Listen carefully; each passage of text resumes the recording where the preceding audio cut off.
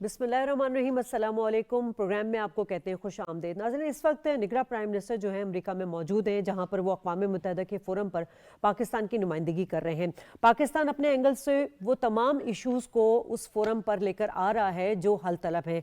यकीनन prime minister साहब ने क्लाइमेट एम्बिशन की जो समिट है उससे ख़िताब किया तो उन्होंने कुरान पाक की आयत का हवाला देते हुए कहा कि इस्लाम में माहौलियाती तहफ़्फ़ुज़ को खुसूसी अहमियत दी गई है। साथ साथ प्राइम मिनिस्टर साहब ने क्लाइमेट चेंज के हवाले से जो चैलेंजेस हैं उस पर बात की कि ये प्रायोरिटी बेसिस पर चैलेंजेस हैं जिसे हम सॉल्व करना चाह रहे हैं। पाकिस्तान इस हवाले से इकदाम भी उठा रहा है। पाकिस्तान 2030 में जाकर जो है वो 60% जो है वो एनर्जी को अल्टरनेट शिफ्ट कर देगा और यकीनन इससे भी माहौल में बड़ा फ़र्क पड़ेगा। नाज़रीन, क्लाइमेट चेंज जो कि पिछली कई दिहाइयों से एक ग्लोबल एक इशू बना हुआ है, उस पर जो है तशवीश के हवाले से बात की जाती है मुख्तलिफ फोरम पर, और उससे हम देख सकते हैं कि जंगलात, वाइल्ड लाइफ, हमारा वाटर सिस्टम, ज़मीन के अंदर जो पोलर रीजन है वो तमाम के तमाम जो है वो मुतासर हो रहा है। यकीनन क्लाइमेट चेंज से जो मुतासर शुदा होने वाले 10 ममालिक हैं उनमें पाकिस्तान का नंबर आता है, और पाकिस्तान जो कि 1% कार्बन डाइऑक्साइड जो है वो खारिज करता है, लेकिन उसके बावजूद सबसे बड़ा जो सर्वाइविंग इस वक्त पाकिस्तान को करना पड़ रहा है, उसकी प्रैक्टिकली हमें एक जो चीज़ें नज़र आ रही हैं वो फ्लड की सूरत में नज़र आ रही हैं। और जो दीगर ममालिक हैं दुनिया के, वो फ्लड के हवाले से इसे फ्लैश तो कर रहे हैं और फ्लड रिलीफ एफर्ट्स के नाम के हवाले से इसको रजिस्टर्ड भी किया जा रहा है उस हवाले से, लेकिन जो फंड्स की बातें की जा रही हैं, जो प्रोजेक्ट्स की बातें की जा रही हैं, उस पर तेज़ी से काम होता हुआ नज़र नहीं आ रहा। तो सवाल आज के प्रोग्राम में ये उठाएंगे कि क्या प्राइम मिनिस्टर साहब ने अपना केस क्लाइमेट चेंज के हवाले से बेहतर तरीके से पेश किया? क्या दुनिया इस वक्त क्लाइमेट चेंज को लेकर काफ़ी कंसर्न शो कर रही है? पाकिस्तान कितना शदीद मुतासिर हो रहा है? इस पर क्या इकदाम लिए जा रहे हैं? लेकिन साथ साथ हम बात करेंगे ये यूनाइटेड नेशन का जो प्लेटफॉर्म है, जाने कहा कि इस पर मुख्तलिफ फोरम्स पर बात की जाती है मुख्तलिफ इशूज़ के हवाले से। यकीनन कश्मीर एक ऐसा इशू है जिसको हर हुकूमत जो है वो एड्रेस करती हुई आई है, और दुनिया की जो तवज्जो है वो इस जानिब लेकर आई है कि कश्मीर पर जितना जुल्म व सितम भारत कर रहा है उसको उस तरह यूनाइटेड नेशन अपनी करारदादों के मुताबिक जो उसको हल करने वाली तजवीज़ है उस पर इम्प्लीमेंट नहीं कर पा रहा है। OIC को का किरदार भी हम देख रहे हैं कि उन्होंने भी यूनाइटेड नेशन से मुतालबा किया है कि वो अपनी रेजोल्यूशन के मुताबिक इसका सलूशन निकालें, लेकिन OIC के किरदार पर भी हम बात करेंगे कि इंसानी अलमिया में जो कि 56 ममालिक इसमें शामिल हैं, तकरीबन 1.9 बिलियन मुस्लिम जो लोग हैं उनकी नुमाइंदगी करता है, क्या बेहतर तरीके से अपना किरदार अदा कर पाया है? मोज़िज़ पैनल का तारुफ करा दूँ। स्टूडियो में मेरे साथ मौजूद हैं Sheikh Abdul Mateen, general secretary all parties Hurriyat conference. बहुत शुक्रिया सर आपका।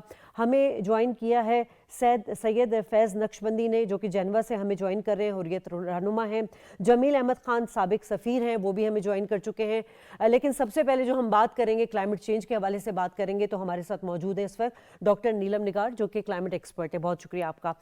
डॉक्टर साहब, सबसे पहले तो मैं यही आपसे बात करना चाहूँगी कि इतना अरसा हो गया है, हम पूरी दुनिया को ये बावर कराने में कितना कामयाब हो सके हैं कि ये ग्लोबली बहुत ही अलार्मिंग सिचुएशन है, काफ़ी दिहाइयों से जो है ये इस पर आवाज़ उठाई जा रही है, लेकिन पाकिस्तान के लिए सबसे ज़्यादा ख़तरनाक इसलिए भी है कि हम सबसे ज़्यादा शदीद मुतासिर हो रहे हैं। क्या कहेंगी इस पर आप? जी बिल्कुल, बहुत शुक्रिया स्टूडियो में बुलाने का। देखिए, पाकिस्तान ने अपना केस पिछले साल क्लाइमेट समिट में बहुत अच्छे तरीके से प्रेजेंट किया था, एंड आई बिलीव कि उस मोमेंटम को एक उस तरीके से रखना हमारे लिए बहुत ज़रूरी था। और जैसे पाकिस्तान ने चेयर किया G77 प्लस चाइना फोरम को, और उसमें हमने अपना केस बिल्ड किया, तो उससे डोमेस्टिक और इंटरनेशनल एक्सपेक्टेशंस भी बहुत ज़्यादा हाई हो गई थी। तो आई थिंक इस फोरम पे इस वक्त जब प्राइम मिनिस्टर वहाँ पे जो साइडलाइन समिट्स चल रही है UN जनरल असेंबली की, जिसमें SDGs के समिट है और दूसरा क्लाइमेट जो दूसरा समिट है क्लाइमेट एम्बिशन समिट, जिसके अंदर प्राइम मिनिस्टर ने बहुत अच्छे तरीके से हमारा केस रखा है कि जो हमारे प्लेजेस हुए थे स्पेशली क्लाइमेट फाइनेंस के हवाले से, वो उस तरह से इंटरनेशनल कम्युनिटी ने रिस्पॉन्ड नहीं किया। तो बहुत ज़रूरत है इस बात की कि जब हम COP28 में जाएंगे नवंबर में, आने वाले नवंबर में, तो वहाँ प्राइम मिनिस्टर ने कहा है कि हम अपने केस को वहाँ पे बहुत एक इंटरनेशनल प्लेटफॉर्म पे मज़ीद री-एम्फसाइज़ करेंगे, ताकि इंटरनेशनल कम्युनिटी इस बात को देखें कि Pakistan being one of the lowest emitters, हम किस तरह से एक वल्नरेबल सिचुएशन में है। हमने फ्लड्स पिछले साल जो देखा, اس کے اوپر بھی ہم نے دیکھا کہ کتنی ملینز آف ڈیواسٹیشنز ہوئی ہیں, 30 to 40 بلین کا ہمیں نقصان ہوا ہے. تو پلیجز ہم نے بہت دیکھی ہیں, لیکن پاکستان آئی ایم شیور اس پوزیشن میں اپنے اس فورم کے اوپر اپنی پوزیشن کو بہت بہتر طریقے سے اجاگر کر لیکن رہا ایک ہے. چیز یہ ہے کلائمیٹ چینج کے حوالے سے اگر ہم دنیا کی پرائرٹیز دیکھیں تو 2 لیول پر ہوتی ہیں. ایک لیول پر تو وہی ہے کہ آپ کانفرنسز کرتے ہیں, جنیوا کانفرنس ہم نے دیکھی تھی, اس میں بھی بہت باتیں کی گئی تھی مگر صرف باتوں کی حد تک تھی. دوسرا جو ڈیکلیریشن آتی ہے وہ وہی پرانی ہوتی ہے, مطلب اس میں کوئی بدلتے حالات کے ساتھ کوئی بہتر موومنٹ نہیں ہو پا رہی ہے. اس کی کیا وجہ ہے؟ دیکھیں, اس پولیٹیکل ڈیکلیریشن کو اس ایس ڈی جی سمٹ میں جو آج ہوا ہے اس میں ڈالنے کا بھی پاکستان کا بہت اہم رول تھا. پچھلے سال سے جو پاکستان اس کے لیے ایفرٹ کر رہا تھا تو وہ آج ہم نے پولیٹیکل ڈیکلیریشن کے فارم میں دیکھا. آپ ٹھیک کہتے ہیں کہ بہت ساری چیزیں تو پلیجز کے حساب سے تھی, تو اس حد تک آپ کو رسپانس نہیں ملا. لیکن جب آپ یہ پولیٹیکل ڈیکلیریشن آج پڑھیں گے تو اس میں آپ کو نظر آئے گا کہ نہ صرف اس میں کلائمیٹ فائنانس کی بات کی ہے, بلکہ جو ہمارے کنٹریز کی, جو ڈیولپنگ کنٹریز میں جو ہماری نیشنل ڈیٹرمنٹ جو کنٹریبیوشنز ہیں, این ڈی سیز, یہ بھی کہا ہے کہ ان این ڈی سیز کو دوبارہ ریوزٹ کرنے کی ضرورت ہے. کیونکہ جب ہم overall S D Gs کو دیکھتے ہیں تو ایس ڈی جیز کا جو ٹارگٹ ہے 2030 تو بہت تھوڑا سا ٹائم رہ گیا ہے. تو اس میں بہت سارے ٹارگٹس پاکستان اسپیشلی تقریباً 17 میں سے بہت سارے ٹارگٹس اچیو کرنے میں ناکام ہوئے, اور کلائمیٹ کا جو ایشو ہے اس میں بھی ایک مسئلہ ہے. تو آئی ایم شیور جو پولیٹیکل ڈیکلیریشن میں بہت ساری باتیں ایسی کی گئی ہے کہ نہ صرف ہم باتیں کریں بلکہ ہم ریوزٹ کریں ہمارے ایمبیشنز کیا ہیں, ان ایمبیشنز کو ریوزٹ کریں, ان کو ریئلسٹکلی دیکھیں, ساتھ ہی ساتھ ہمارے ایکشنز بھی نظر آئیں کہ ایمبیشنز کو جو رسپونڈ کرے گا ایکشنز وہ کیا ہوں گے. اس میں نہ صرف پبلک سیکٹر بلکہ پرائیویٹ سیکٹر کو بھی کہا ہے کہ وہ بھی پچن کرے کس طرح سے وہ گورنمنٹ کو فیسیلیٹیٹ کر سکتی ہے in terms of finance, in terms of technical assistance. تو وہ آپ کو اس دفعہ پولیٹیکل ڈیکلیریشن میں نظر آ رہی ہے. بٹ جو آپ بات کہہ رہی ہیں اس کو مزید ری ایمفسائز کر کے ایک ایکشنیبل فارم میں لانے کے لیے پاکستان کو اس مومنٹم جو کہ میں بات کر رہی ہوں پچھلے سال کی, اس کو مزید بڑھانے کی ضرورت ہے. ٹھیک ہے, اس حوالے سے آپ سے مزید گفتگو کریں گے. اب ہم سب سے پہلے بات کرتے ہیں یونائٹڈ نیشن کا ایک انٹرنیشنل فورم جو کہ بہت اہمیت کا حامل ہے, اور پوری دنیا سے اس وقت مندوبین اور نمائندے شامل ہوتے ہیں. پاکستان ہمیشہ کچھ ایسے ایشوز ہیں جس پر ہمیشہ بات کرتا ہے اور بڑا اسٹرانگلی بات کرتا ہے, اس میں مسئلہ کشمیر ہے. مسئلہ کشمیر وہ مسئلہ جو آج تک حل نہیں ہو سکا. 3 جنگیں ہم بھارت کے ساتھ لڑ چکے, اتنے فورمز پر ہم آواز اٹھا چکے, پوری دنیا بھارت کا مکروہ چہرہ دیکھ چکی ہے. اس وقت آپ کیسے دیکھ رہے ہیں ہمارے نگراں پرائم منسٹر جو کہ کل خطاب کریں گے اور یقیناً ان کی پرائرٹی بیسس پر مسئلہ کشمیر ہوگا, تو کتنا بڑا فورم ہے اور اس سے کوئی فائدہ حاصل ہو سکا ہے اب تک؟ بسم اللہ الرحمن الرحیم, اللہم صلی علی محمد و آل محمد. دیکھیے, جس طرح آپ نے بات کی ہے مسئلہ کشمیر کے حوالے سے, اگر ہم مسئلہ کشمیر کو دیکھیں گے تو جہاں پہ یہ مدبین اور سربراہان اس وقت جمع ہوئے ہیں وہاں پہ ہی اسی اقوام متحدہ میں مسئلہ کشمیر کے حوالے سے قراردادیں ہیں. سلامتی کونسل کی اگر ہم بات کریں گے تو مقبوضہ کشمیر کے حوالے سے, کشمیر کے مسئلے کے حوالے سے 18 قراردادیں یہاں سے پاس ہوئی ہیں. تو کشمیر جو یہ کوئی یہ نہیں, یہ دو طرفہ مسئلہ نہیں ہے یا یہ ہندوستان اور کشمیروں کے درمیان مسئلہ نہیں ہے, بلکہ ایک بین الاقوامی مسئلہ ہے. اگر ہم دیکھتے ہیں کہ آج تک یہ حل کیوں نہیں ہوا, تو آپ دیکھ لیجئے ایک طرف سے ستم ظریفی یہ ہے, اس مسئلے کو جو لے کے گئے ہیں وہ خود بھارت کے اس وقت کے وزیر اعظم پنڈت جواہر لال نہرو, وہاں پہ اس نے وعدے کیے ہیں, پھر اپنی پارلیمنٹ میں کیا, پھر کشمیر کے لال چوک میں اس وعدے کو دہرایا. یعنی کشمیر کا مسئلہ کس نے لیا ہے؟ وہ بھارت نے لیا ہے, اقوام متحدہ, اور اس کے لیے سب سے بڑی رکاوٹ جو ہے وہ خود بھارت ہے, ڈیو ٹو ہز یا ہر اسٹبورن اسٹینڈ. تو ہم سمجھتے ہیں کشمیر کا مسئلہ حل ہو سکتا ہے, کیوں نہیں ہو سکتا ہے. ایک تو یہ ہے کہ یہ جو P5 ہے, یہ جو اقوام متحدہ کے ممالک ہے, اگر یہ اپنے اکنامیکل انٹرسٹس کو یہ چھوڑ دیں گے, اور جو ان کے یونائٹڈ نیشن کے جو آرٹیکلز ہیں جس میں فریڈم آف پریس کہا گیا, فریڈم آف ایکسپریشن کہا گیا, کہ یعنی یہ جو جتنے بھی آرٹیکلز ہیں اگر ان کو یہ واقعی طور پہ امپلیمنٹ کریں گے, اور کیا ایک اور ستم ظریفی ہے, جتنے بھی ممالک ہیں انہوں نے وعدہ کیا ہے کہ ان چیزوں پہ ہم ایک ساتھ یہ ساتھ دیں گے, یہ سب جو ہے وائلیٹ ہو رہے ہیں مقبوضہ کشمیر میں. آپ دیکھ لیجیے, میڈیا پہ بھی پابندی ہے, چلنے پہ بھی پابندی ہے, ہمارے کلچر پہ بھی اب ہمارے ختم کیا جا رہا ہے, ہمارا شناخت بھی ختم کیا جا رہا ہے, ڈیموگرافک چینجز بھی ہو رہی ہے. تو میں سمجھتا मैं समझता हूँ अक़वाम मुत्तहिदा का एक बड़ा रोल बनता है और वो रोल तब ही बन सकता है जब वो मसावत पे चलेंगे। और जहाँ तक पाकिस्तान की बात आपने इससे पहले भी जितने भी साहब के वज़ीर आज़म या जो भी सरबरा पाकिस्तान का उन्होंने मसले कश्मीर के हवाले से बात की है, हमने हमेशा कश्मीरियों उसको सराहा है और हम उम्मीद रखते हैं क्योंकि पाकिस्तान जो है अल्लाह के बाद जो कश्मीरियों को जो है भरोसा है वो पाकिस्तान ममलिकत खुदादाद पाकिस्तान है। तो हम उम्मीद करेंगे कि कश्मीर को पाकिस्तान इंशाल्लाह इसी तरह आगे बढ़ाएगा। ठीक है जमील अहमद खान साहब, यकीनन आपकी भी एक ऑब्जर्वेशन तो रही है, आप साबिक सफ़ीर भी रह चुके हैं। पाकिस्तान हमेशा बड़ा स्ट्रांगली ये इस केस को लेकर जाता है मुख्तलिफ फोरम्स पर, यूनाइटेड नेशन पर तो यकीनन जितने भी हमारे हुक्मरान गुजरे हैं, जितनी भी हुकूमतें आई हैं, सबकी प्रायोरिटी बेसिस पर मसला कश्मीरी रहा है। मगर सवाल यहाँ यही पैदा होता है कि यूनाइटेड नेशन की जो अपनी करारदाद है वो इम्प्लीमेंटेशन नहीं हो सकी, इन्फोर्समेंट नहीं हो सकी, वजह क्या आपको नज़र आ रही है? देखें, किसी भी अक़वाम मुत्तहिदा की करारदाद, ख़ास तौर पर सिक्योरिटी काउंसिल की करारदादें, उसको इन्फोर्स करने के लिए चैप्टर 6 यूनाइटेड नेशन चार्टर का और चैप्टर 7 ये दो तरीक़ाकार हैं।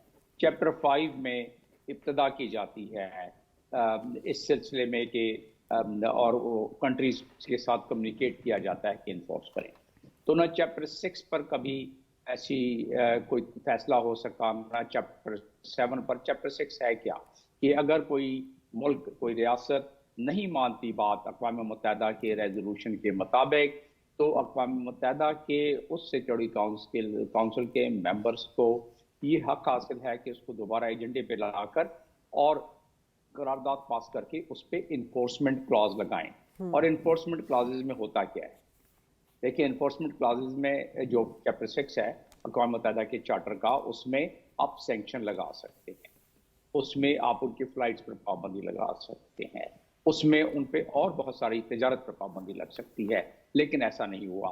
चैप्टर 7 वो आखिरी हरबा है जो कि ईस्ट तिमोर में अप्लाई किया गया। चैप्टर 7 इराक में अप्लाई किया गया, अफगानिस्तान में उसको अप्लाई किया गया चैप्टर 7 को। उसमें ये होता है कि अक़वाम मुत्तहिदा अपनी अमन फोर्सेस भी उतार सकती है और by air, bye C and by land वो इन्फोर्स कराने के लिए ताकत इस्तेमाल कर सकती है। तो ऐसा भी नहीं हुआ। और क्यों नहीं हुआ ये ज़रूर आपके नाज़रीन जानना चाहेंगे। वो यूँ नहीं हुआ कि जो अक़वाम मुत्तहिदा के मेंबरान हैं वो अपने जियो पॉलिटिकल मफाद, और जिस तरह हमारे दूसरे पैनलिस्ट ने जिक्र किया, जियो इकनॉमिक मफाद की खातिर वो इंडिया को इस मामले में उसके खिलाफ चैप्टर 6 अक़वाम मुत्तहिदा के चार्टर और 7 के मुताबिक नहीं वो लेते हैं एक्शन उस पर। और उसको एक्शन लेने का दूसरा क्या तरीक़ाकार है? दूसरा तरीका ये है कि डिप्लोमेसी में हर बात को मनवाने के लिए दुनिया अक़वाम से या जो मुताल्लिका लोग हैं उनसे मनवाने के लिए एक कंसिस्टेंसी और कॉन्टीन्यूटी की ज़रूरत होती है। मल्टी डायमेंशनल और मल्टी लेयर्ड एफर्ट की ज़रूरत होती है।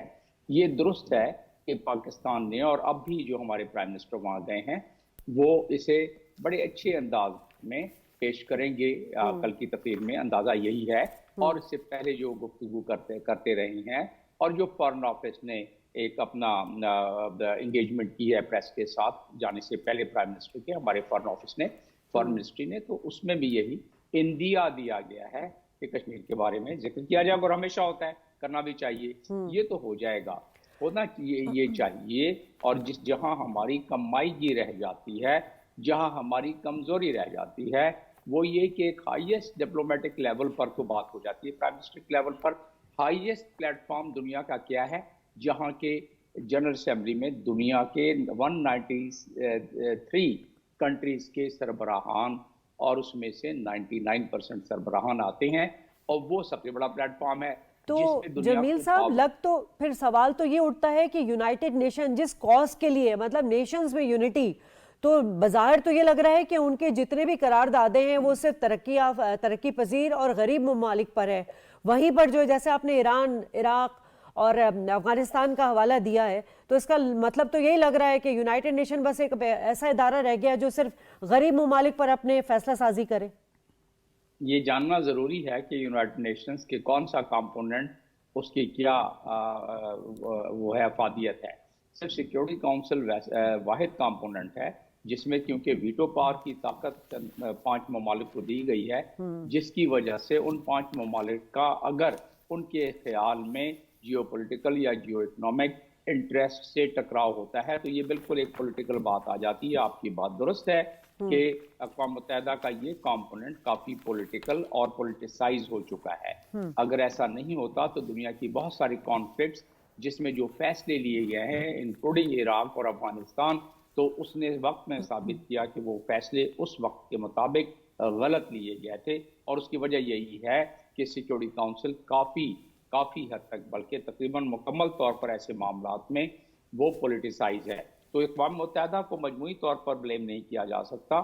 جنرل اسمبلی اس طرح کی پولیٹیسائز نہیں ہے، لیکن جنرل اسمبلی کے پاس پاور کوئی نہیں ہے، یعنی امپلیمنٹنگ پاور اس کے پاس نہیں ہے، ٹیتھ نہیں ہے.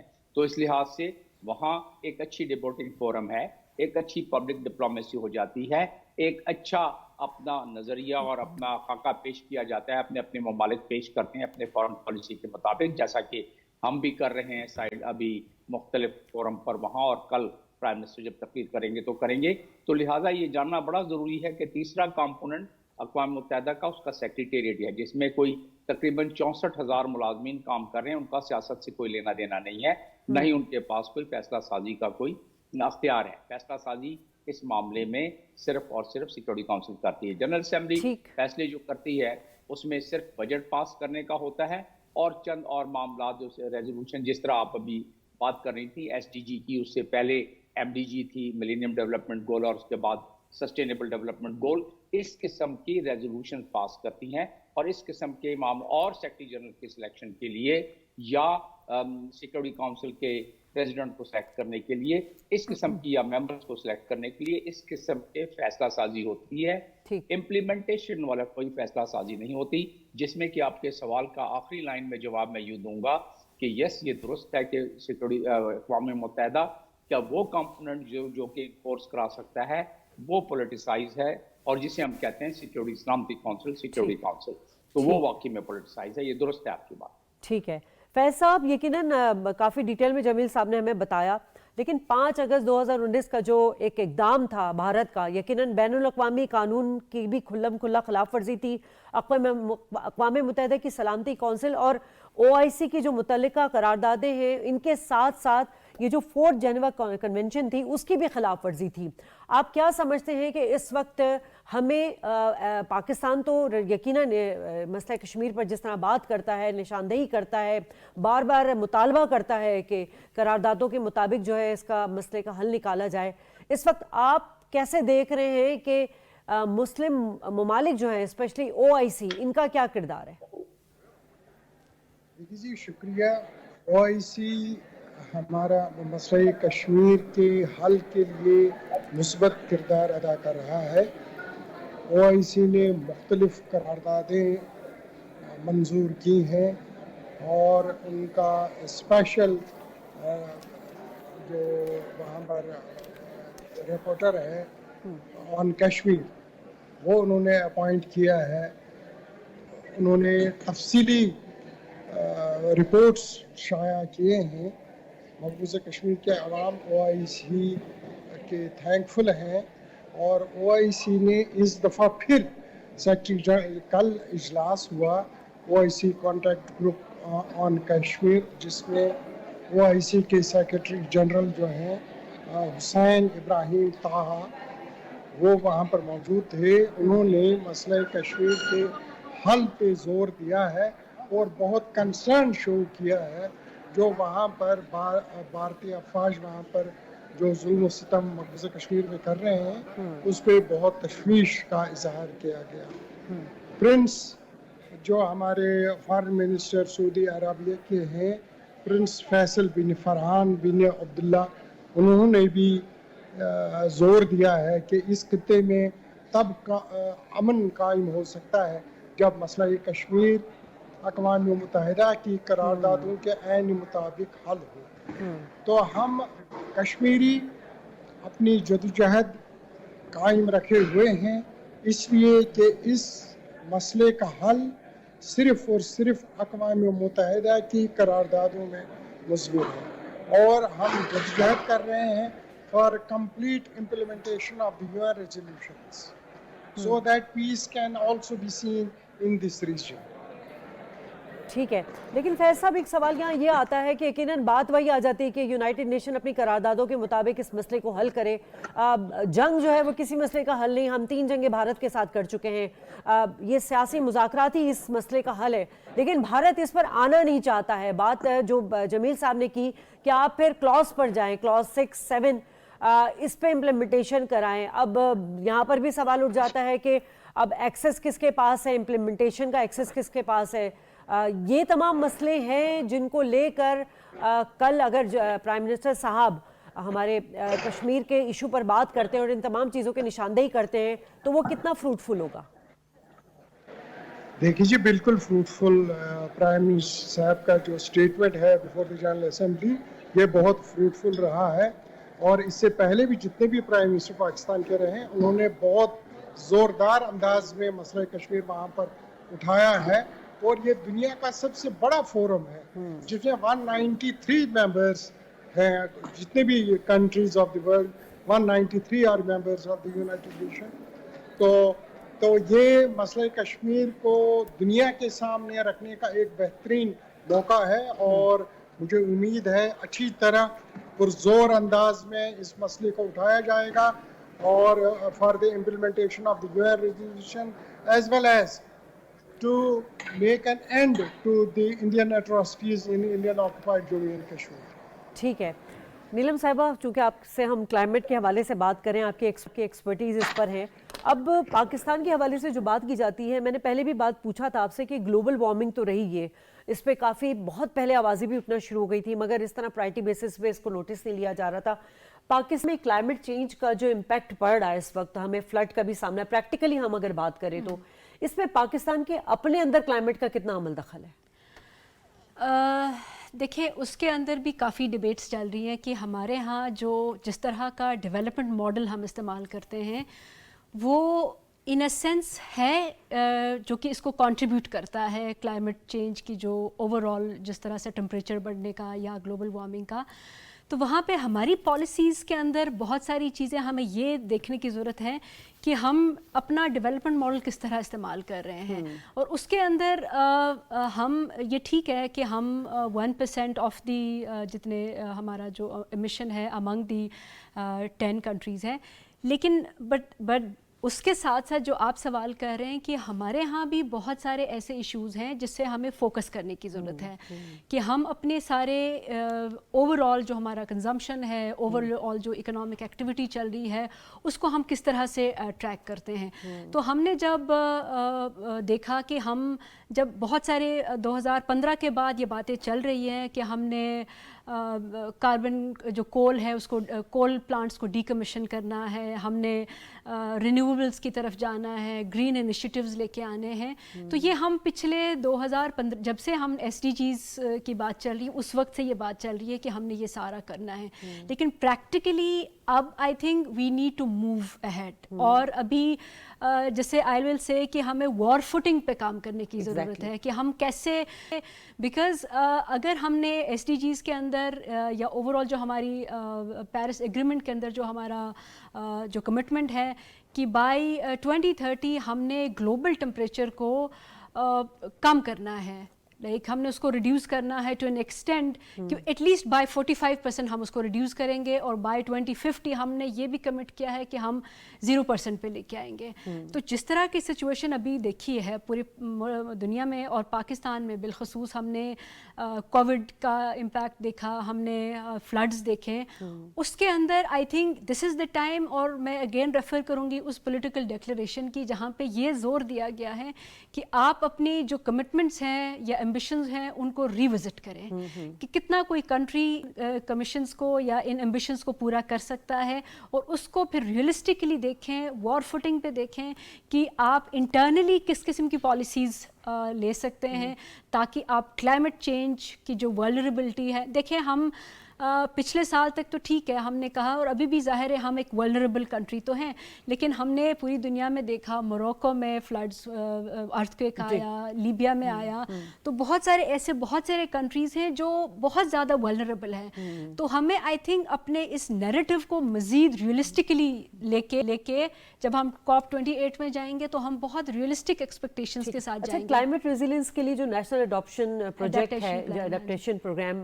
उस पर वो कितना अमल दरामद है और उससे क्या फ़ायदा हासिल हो रहा है? देखिए, वो एक बहुत अच्छा इनिशिएटिव है। एटलीस्ट आपके पास एक ब्लूप्रिंट आया है इस प्लान के तहत, जो कि I think which was very timely और इसकी बहुत ज़रूरत थी। उसके अंदर भी ये सारी बातें कही गई है कि हमने इंटरनली क्या क्या काम करना है। वो जो मैंने आपको कहा कि आपने ग्रीन इनिशिएटिव्स की तरफ लेके जाना है, अपने NDCs को कैसे मीट करना है, वो सारी बातें उसके अंदर हैं। अब उसको प्रैक्टिकली हमने देखिए, जब भी हम क्लाइमेट चेंज की बात करते हैं और वल्नरेबिलिटी को कम करने की बात करते हैं, तो पूरी दुनिया में और पाकिस्तान बिलखुसूस हमें सबसे ज़्यादा मसला फाइनेंस का आता है। तो जब तक फाइनेंशियली हम उस कमिटमेंट को साथ नहीं लेके जाएंगे, चाहे हम पूरी दुनिया से मांगे या इंटरनली भी अपने रिसोर्सेज को मुख्तस करें, आई थिंक क्लाइमेट चेंज के जो गोल्स हैं उनको मीट करना without financing the commitments, I think it would be far fetched. तो बहुत ज़रूरत है, और नेशनल अडेप्टेशन प्लान में ये बात कही गई है कि हम इंटरनली कितना रिसोर्स जनरेट कर सकते हैं। ठीक है, जनरल कॉन्फ्रेंस में फंडिंग्स के हवाले से भी बात की गई थी पाकिस्तान को, और एक अमाउंट देने के हवाले से बात की थी, वो नहीं मिल सका।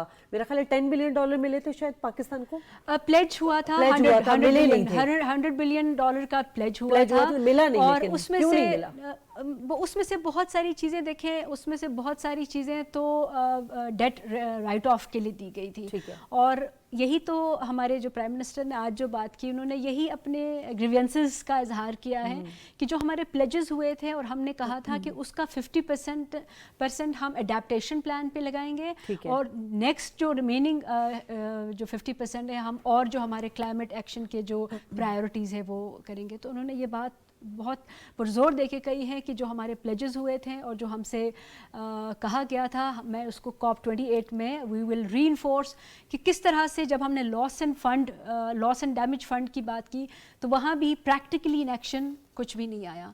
तो बहुत ज़रूरत इस बात की है कि हम इस बात को देखिए, हम पाकिस्तान में जब बात करते हैं तो हमने पिछले गवर्नमेंट ने क्लाइमेट चेंज की जो कमेटी है उसकी मीटिंग कन्वीन की थी। I think this is the right time.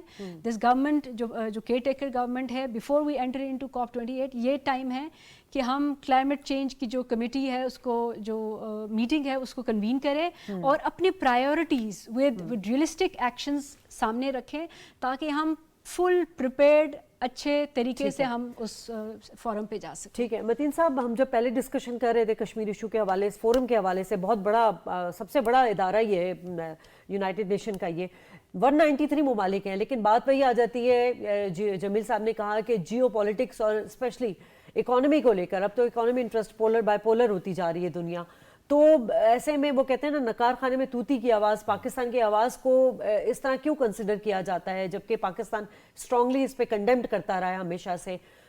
ये जो जियो पॉलिटिक्स है, जो मईशत को लेकर इंटरेस्ट आ गया है, यानी भारत कुछ भी करे दुनिया आके बंद करके बैठी होती है, इसको किस तरह हम एड्रेस कर? मैं आपको बताऊंगा, ये तो अनफॉर्चुनेट है हर लिहाज से, क्योंकि जो दावा होता है फिर अमल उसके बरक्स होती है।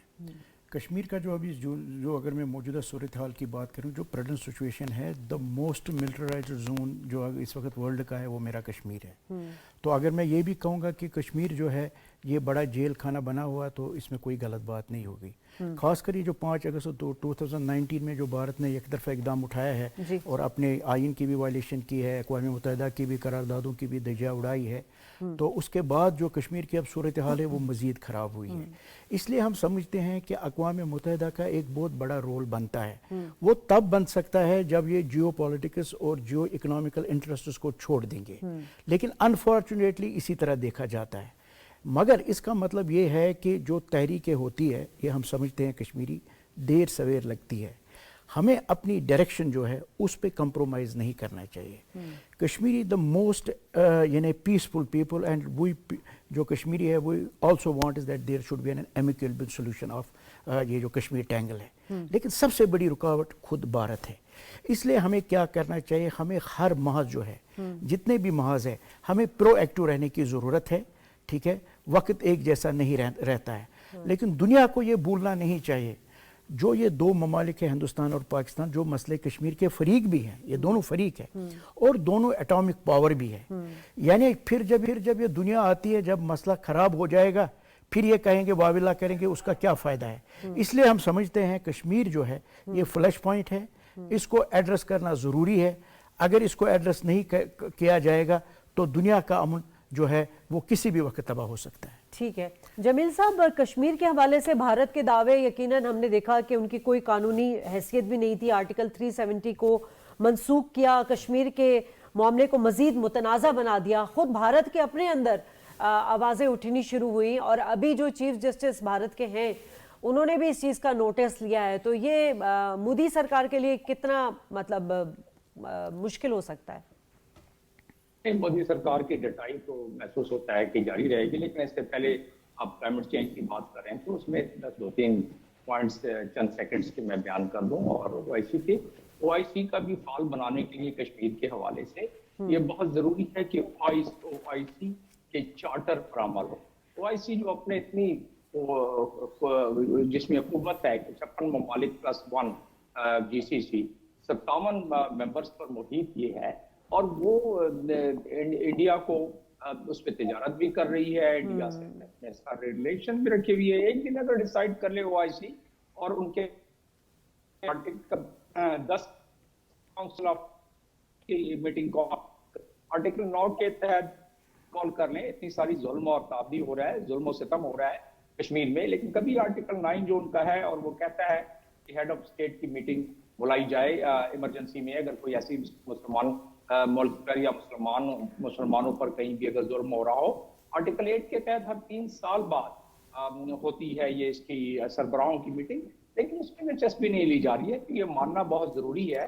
ہم اپنے ناظرین کو حقیقت اگر بیان کر دیں تو بہت اچھا رہے گا. سر آپ کی بات سے میرے ذہن میں ایک پوائنٹ آیا ہے, اگر آپ چاہیں تو میں اسے ایڈ آن کر سکتی ہوں. ابھی G20 میں ہم نے دیکھا کہ India Middle East economic Europe economic corridor کے بنانے کی بات کی جا رہی ہے, اور یقیناً ہمیں بھی پتا ہے, سب کو پتا ہے کہ یہ چائنا کے کمپیٹیبلی بھی یہ بنانے کی بات کی جا رہی ہے. اس میں ان کی جو انٹینشن ہے اس کا مقصد صرف یہی ہے کہ چائنا جو ہے وہ اس وقت پاکستان کی دنیا کی دوسری بڑی اکانومی بن کر سامنے آ رہا ہے.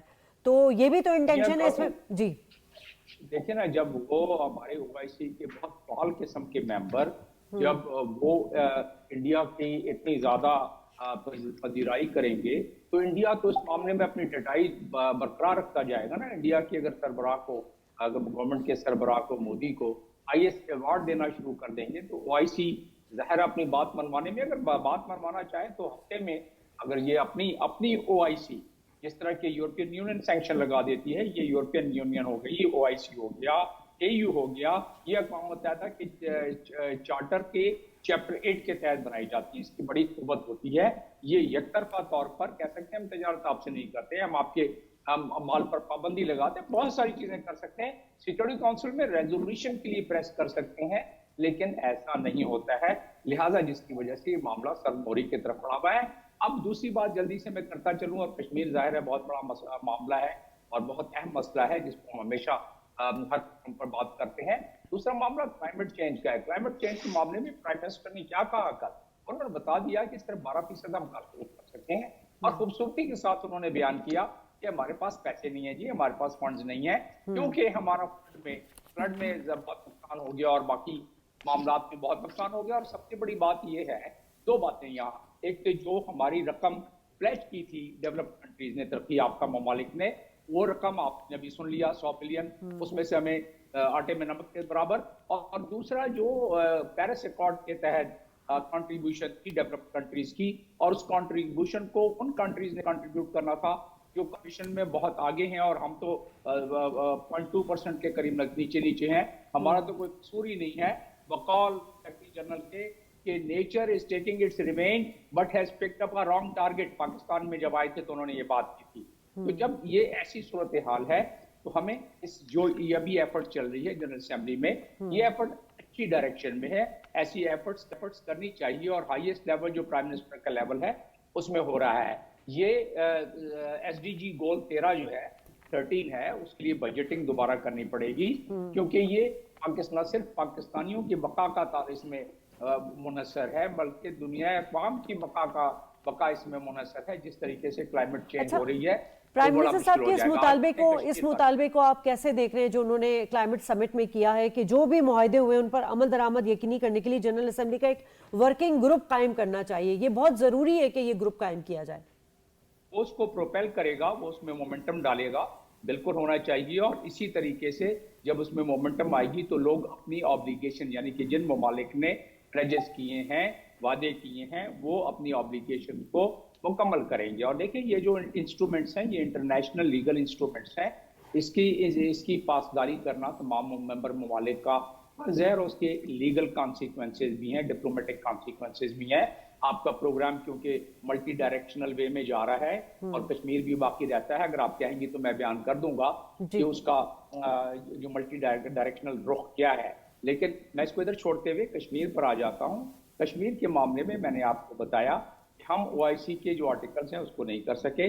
دوسری بات یہ ہے کہ ہمیں اس چیز کا علم ہونا چاہیے کہ جنیوا کنونشن کے آرٹیکل 49 کے تحت جو یہ اور جو انٹرنیشنل لا کمیشن کا 20C کے تحت ہم اسے دنیا کو باور کرا سکتے ہیں کہ ڈیموگرافک چینج کرنا شروع کر دیا ہے. ڈیموگرافک چینج کو اس آرٹیکل کے تحت جو میں نے بتایا ہے اس کے تحت اگر یہ اس انداز میں جس انداز میں ہو رہی ہے تو یہ وار کرائم کی طرف جاتی ہے. اور وار کرائم کا آرٹیکل 8(2) جو ہے وہ اس کو اٹریکٹ کرتا ہے.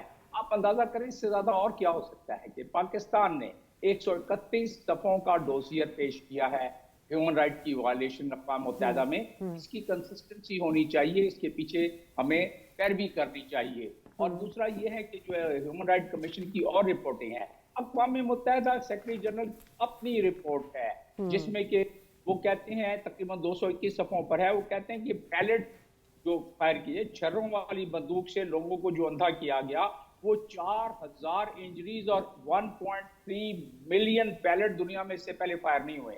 یہ تمام حقائق, اس تمام حقائق کو دنیا کے سامنے ایک مرتبہ نہیں بار بار رکھنا پڑے گا, تب جا کے دنیا کے ذہن جھنجھوڑے جائیں گے. اس لیے کہ دنیا کی اس میں جو قوانین ہے ہیومن رائٹ کے وہ ایک آبلیگیشن ہے, وہ لگژری نہیں ہے.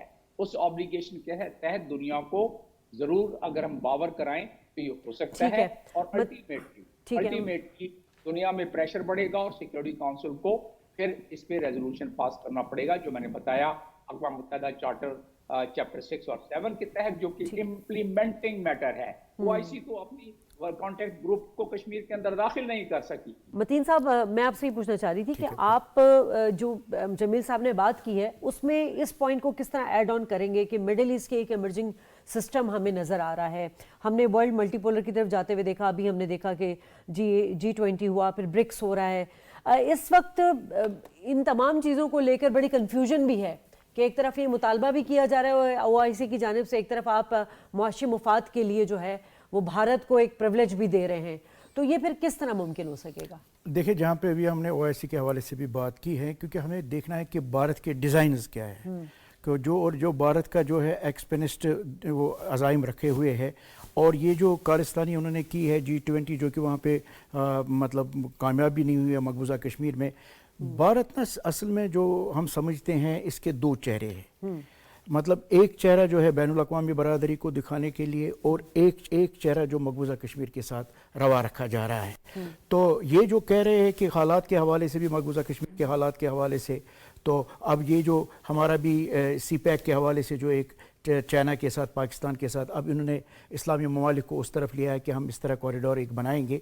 तो असल में हम अगर देखेंगे, क्योंकि टाइम कम है, भारत की अंदरूनी सूरत हाल भी क्या है। अभी आपने स्पेशल UN के रिपोर्टर की भी ये बात सुनी है कि उन्होंने कहा कि वहाँ पे मजहबी आज़ादी नहीं है और भारत किन किन जराइम में मुलवस है। अभी ये रिपोर्ट आई है। और जमील साहब ने भी कहा कि United nation human rights commission की 2 रिपोर्ट्स आई है जिसमें कहा गया कि मकबूजा कश्मीर की यानी हाईएस्ट लेवल पे इंसानी हुकूक की पामाली हो रही है 2018 में भी और 19 में भी। तो हम समझते हैं कि ये जो OIC है इसको भी होश के नाखून लेने पड़ेंगे और इसको भी ये सोचना पड़ेगा, ये जो भारत है दरअसल ये एक एक्सपेनिस्ट मुल्क है और ये एक हिंदुत्वाना सोच आगे ले जा रहा है। इस वजह से ये भारत के लिए ख़तरा है। अभी आपने देखा है, अगर हम कनाडा की भी बात भी करेंगे, किस तरह ये दहशतगर्दी में वहाँ पे मुलवस है। अब कनाडा ने भी वो बात उठाई है, कतर ने भी वो बात उठाई है।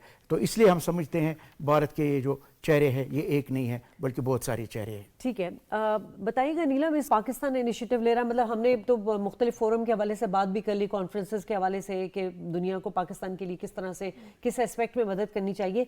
लेकिन इस वक्त जो पाकिस्तान 2025 इनिशिएटिव के हवाले से जो प्रोजेक्ट्स बना रहा है, दरियाए सिंध के हवाले में भी वहाँ प्रोजेक्ट्स बन रहे हैं, इस वक्त एक कहते हैं ना कि अर्जेंट बेसिस पर क्या इकदाम करने की ज़रूरत है, क्योंकि लाजमी सी बात है अब अगला मानसून आएगा, फिर सैलाब का खदशात होते हैं, मुख्तलिफ डिज़ास्टर आ रहे हैं, उस हवाले से क्या ब्रीफ करेंगे आप हमें?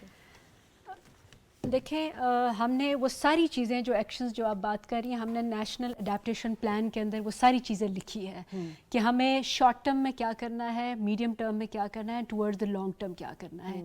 हमें इन द शॉर्ट टर्म हमें जब तक हम सारे जो सेक्टर्स हैं उनकी कोऑर्डिनेशन में हम काम नहीं करेंगे, हमारा एनर्जी सेक्टर किस तरह काम कर रहा है, हमारा ट्रांसपोर्ट सेक्टर किस तरह से काम कर रहा है, हमारा वाटर सेक्टर किस तरह से काम कर रहा है, जब तक हम ये सारी कोऑर्डिनेशन में लेके जब हम अपने एक्शंस नहीं दिखाएंगे, आई थिंक हम इंटरनेशनल फोरम पे जाके अपने आप को यानी अपने नैरेटिव्स को उस हद तक बावर कराना बड़ा मुश्किल का।